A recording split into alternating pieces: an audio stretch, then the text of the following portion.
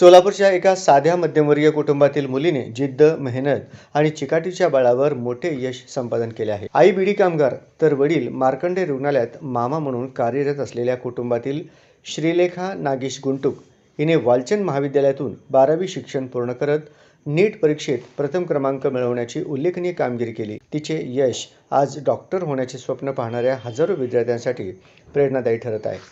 आर्थिक परिस्थिती मर्यादित असली तरी यश मिळवण्यासाठी करोडो रुपयांची गरज नसते, तर प्रामाणिक परिश्रम, योग्य नियोजन आणि आत्मविश्वास आवश्यक असतो. हे श्रीलेखाने आपल्या यशातून सिद्ध करून दाखवले आहे. नमस्कार. BNX न्यूज 9मध्ये मी दयानंद अल्लोळी पुन्हा एकदा आमच्या सर्व प्रेक्षकांचं मनपूर्वक स्वागत करतो. जर शिक्षकांची तळमळ मनापासून असली तर आपण काहीही साध्य करू शकतो. हे पुन्हा एकदा सोलापुरातील शेळगी येथील श्रीलेखा नागेश गुंटूक या विद्यार्थिनीने एक आदर्श समाजासमोर निर्माण केलेले आहे. घरची आर्थिक परिस्थिती साधारणतः असताना आई विड्या करण्याचं काम करते, वडील एक साधारणच्या छोट्याशा नोकरीवर घर भागवत असतात, पण त्याची तळमळ आणि जिद्द एवढी मोठी होती की ती विद्यार्थिनी 10वी नंतर वालचंद महाविद्यालयात प्रवेश घेऊन तिथे 12वीला सायन्स शिकत असताना नेट परीक्षेमध्ये वालचंद महाविद्यालयात प्रथम क्रमांक मिळवलेला आहे आणि नेटमध्ये 414वा क्रमांक मिळवून CIT सुद्धा त्याने वालचंद कॉलेजमध्ये 1 नंबर आलेली मुलगी आहे. म्हणजे पुन्हा एकदा समाजासमोर आदर्श निर्माण करणारे एक व्यक्तिमत्व आपल्यासोबत आहेत. नमस्कार. नमस्कार. आपलं नाव? मी श्रीलेखा नागेश गुंटूक, वालचंदमध्ये 12वी पूर्ण केलेली सायन्स स्ट्रीममध्ये. सायन्स शाखेमध्ये आपण आहात. Yes. मग सायन्सच्या शिक्षणासोबत आपली ही परीक्षा किती तोला मोलाची होती? सायन्सचं म्हणजे स्ट्रीम हे फर्स्ट ऑफ ऑल थोडंसं किचकट आहे. त्याचबरोबर नीट आणि CETची तयारी म्हणजे एक मोठं आव्हानच होतं. युद्ध केल्यासारखंच आहे. 2 वर्ष नीटसाठी खूप मोठं युद्ध करावं लागतं. नीटची परीक्षा नॅशनल लेवलची आणि लाखो विद्यार्थी, यावेळेस 22 लाख विद्यार्थ्यांनी ही परीक्षा दिली होती. आपलं 414 414 मार्क्स मार्क्स मिळाला आणि कॉलेजमध्ये आपण प्रथम आलेला हो, आहे. वालचंदमध्ये प्रथम.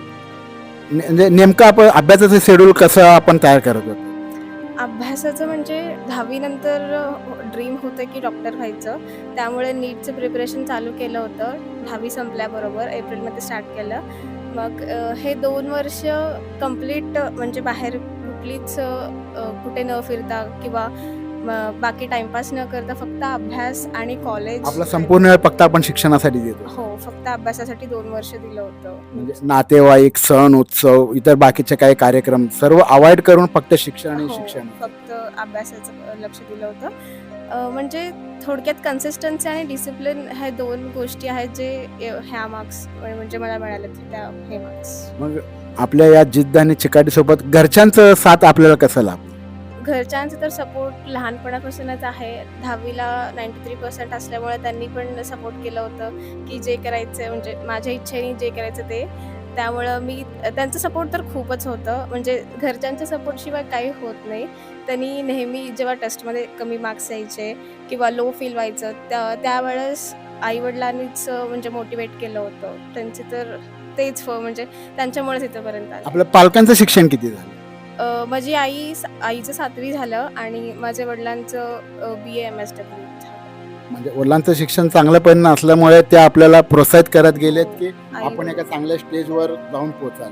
आई वडील दोघे खूप मोटिवेट केलेत आणि सपोर्ट केलेत कम्प्लीट जर्नीमध्ये. आणि कधी आई आपल्याला म्हणजे आपलं शिक्षणाचा भार असताना सुद्धा घर काम करायचं वगैरे कधी आपल्याला म्हणजे आई इन्व्हाइट करत नव्हती का? कारण हे सुद्धा शिकायलाच पाहिजे. हे एक मोठा माझ्या आईकडून आणि माझ्याकडून म्हणजे मोठा मेसेज आहे सगळ्यांसाठी की मुलींचं आपल्या सोलापुरात आणि तेलुगू भाषिकांच्या घरात फर्स्ट ऑफ ऑल मुलींवर जास्त भार टाकला जातो. घरचं काम आणि जे म्हणजे अभ्यासाशिवाय बाकीचे काम. आपल्या लोकांची मानसिकता तीच असते की मुलगी जर 10वी पास झाली तर त्याला शिक्षणासोबत घरचं काम सुद्धा करता यावं. पण माझ्या आईने असं काही भार ठेवलं नव्हतं. मी 8वी म्हणजे लहानपणापासूनच आतापर्यंत काहीच घरचं काम नाही केलं. काहीच नाही केलं. पूर्ण वेळ घरच्यांचा सपोर्ट आपल्याला मिळत असल्यामुळे पूर्ण वेळ आपण शिक्षणाकडे झोपला गेलो आणि त्याचं श्रेय आज आपल्याला एवढं चांगल्या पद्धतीने मार्क वगैरे मिळाले. मग पुढचं ध्येय आपलं काय असेल? आता मी पुढे पुन्हा एकदा नीटसाठी म्हणजे प्रिपेअर करायचा विचार करते. अजून तर डिसाईड नाही केलं. मग यामागं कॉलेजमधलं आपल्या सरांचं, प्राध्यापकांचं, प्रिन्सिपलांचं त्यांचं मार्गदर्शन कसं लाभलं?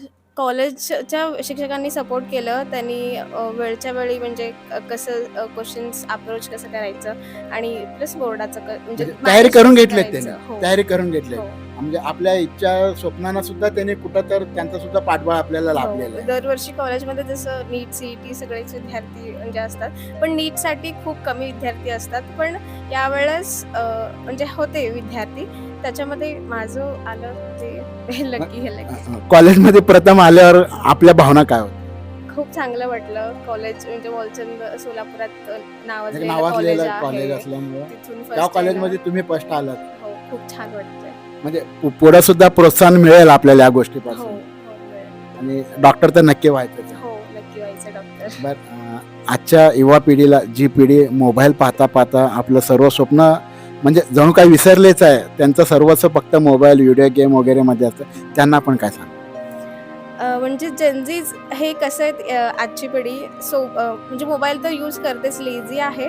पण त्याचबरोबर काही जण म्हणजे आपण आताची जी पिढी आहे ना, ती ऑलमोस्ट सगळं कॉम्पिटिशन जे आहे ते मोबाईलमध्ये बिझी आहे. म्हणजे सगळ्यांचं काम तेच आहे की मोबाईलमध्ये. त्यामुळे आपल्याला वाटतं की कॉम्पिटिशन जास्त आहे, पण ॲक्च्युअल कॉम्पिटिशन कमी आहे. बिकॉज सगळे मोबाईलमध्ये बिझी आहेत. तर आपलं ॲक्च्युअल कॉम्पिटिशन कमी झालं. त्यामुळे आपण त्यांच्यासारखं न करता आपण अभ्यास करायला पाहिजे आणि आपले गोल्स म्हणजे सेट करून त्याच्या आपलं टार्गेट सेट करून आपण त्या हिशोबाने जर पावलं उचलत गेलं तर आपल्याला यश नक्की हो, मिळेल. नक्की मिळेल.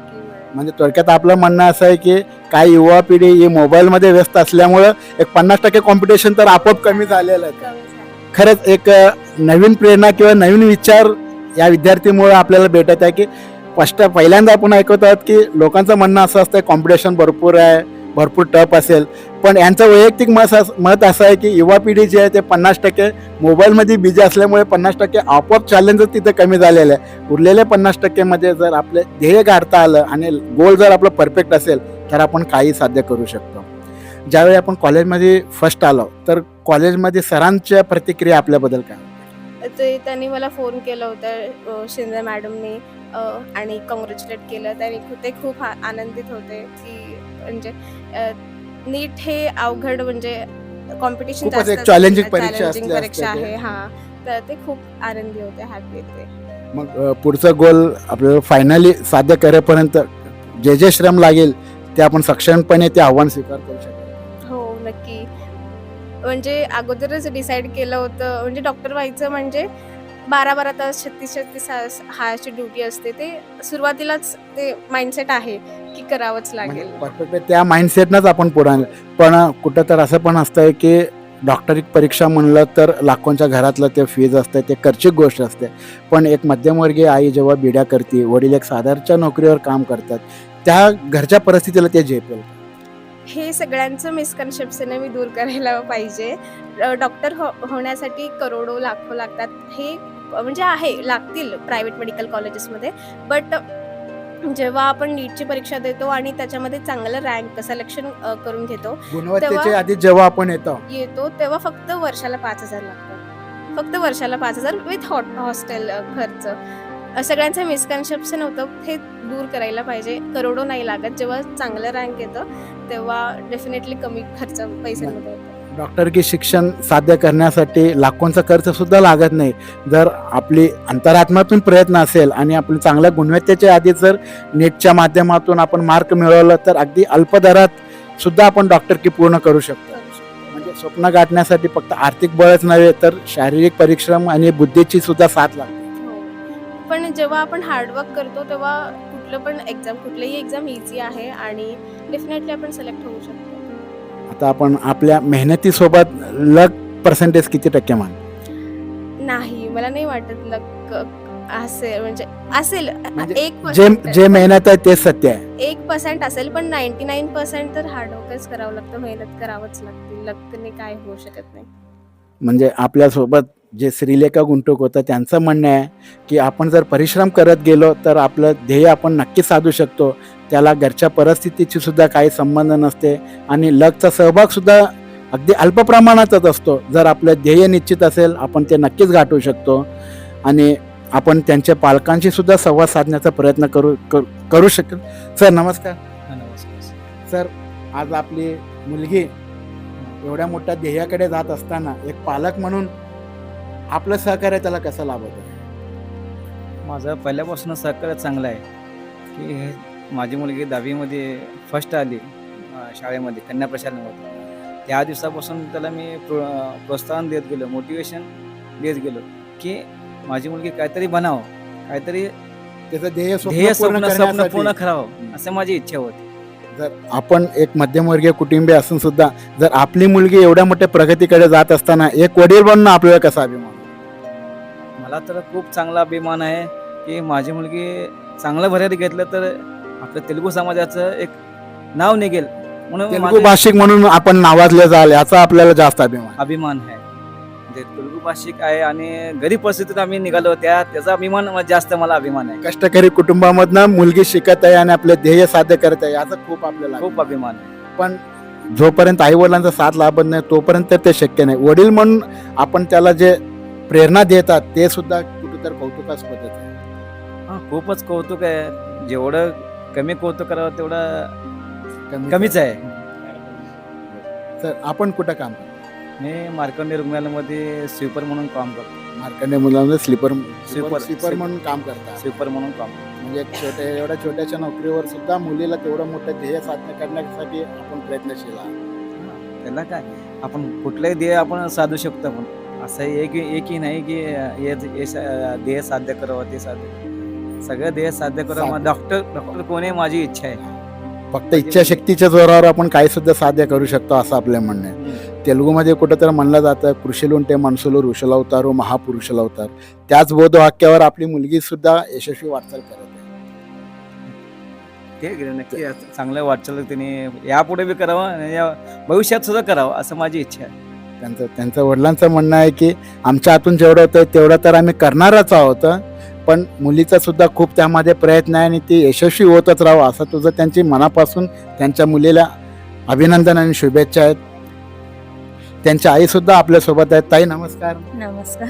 ताई एका गरीब घराण्याची मुलगी ज्याची आई विडा काम करते, त्यांचं शिक्षण जेमतेम 7वी पर्यंत झालंय, त्यांची मुलगी कुठं तर डॉक्टर की शिक्षणासाठी प्रिपेअर होत आहे आणि ते ध्येय साधण्याच्या मार्गावर आहे.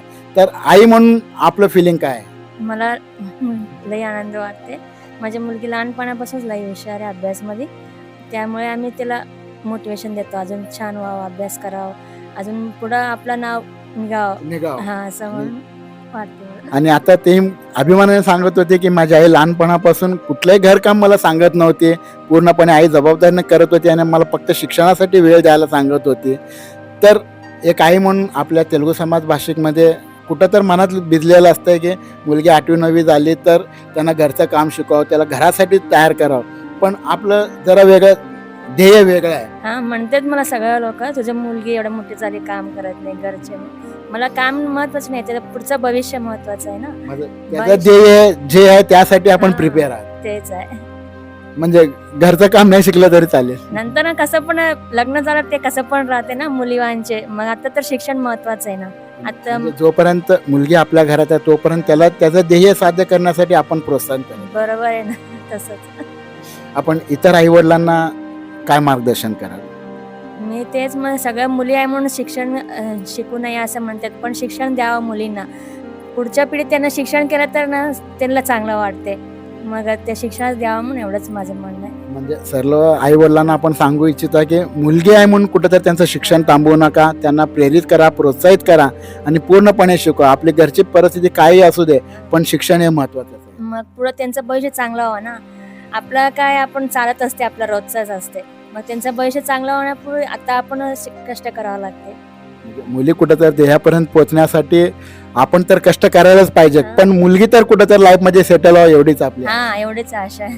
तर आपल्या सोबत होतं हे गुंटूक परिवार, जे आई वडील साधारण आणि मध्यवर्गीय कुटुंबातले असताना सुद्धा श्रम आपण महत्त्व दिलं आणि आपल्या मुलांना घडवण्यासाठी आपण श्रम जर करत गेलं आणि मुलामध्ये ती धमक असली तर अगदी कमी खर्चात कोणतं सुद्धा ध्येय साधू शकते. एक आज या परिवाराकडनं आपल्याला प्रेरणा मिळेल आहे आणि नक्कीच दुसरे पालक सुद्धा यांचं उदाहरण घेऊन आपल्या मुलांच्या उज्ज्वल भविष्यासाठी सुखी स्वप्न पाहू शकतात, यात काही दुमतच नाही आहे. नमस्कार.